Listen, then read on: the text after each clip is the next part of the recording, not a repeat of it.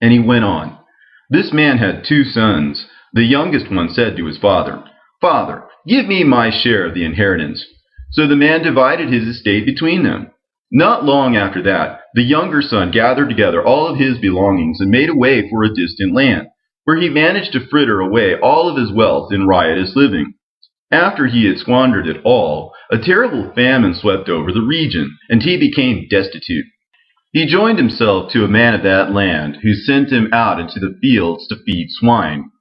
He longed to fill his stomach with even the husks that the pigs were eating, but no one there would give him any. Then he came to himself and asked, "How many of my father's hired hands have more than enough bread? But as for me, I'm starving to death. I will rise and go back to my father. Father, I will say to him, I have sinned against heaven and in your eyes. I am no longer fit to be called your son. Just let me be as a hireling to you." And he got up and returned to his father, who, seeing him far away in the distance, beamed with compassion, ran right up to him, wrapped his arms around his neck, and kissed him. And then his boy confessed to him, "Father, I have sinned against heaven and in your sight. I am not worthy to be called your son. Treat me like one of your hired hands." But the father commanded his servants, "Bring out my finest robe and clothe him with it. Give him a ring for his hand and sandals for his feet. Bring the fatted calf and slaughter it, so that we might celebrate and feast upon it.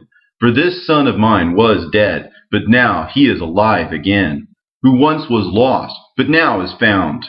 And they all began to make merry. But the elder son had been out in the field, and as he drew near to the house, he heard the music and the dancing. So he called one of the young men to himself and asked, "What is all of this about?" And the servant explained, "Your brother has come back to us, and your father has slaughtered the fatted calf for him, because he has gotten him back all safe and sound." But his brother seethed with rage and refused to go in. And so his father came out and started pleading with him. And he complained to his father, "Behold, I have worked for you all of these years, and have never disobeyed your commands. Yet you never gave me so much as a young goat that I might revel with my friends. But when this son of yours shows up after blowing your substance romping with whores, you go and slaughter the fatted calf for him."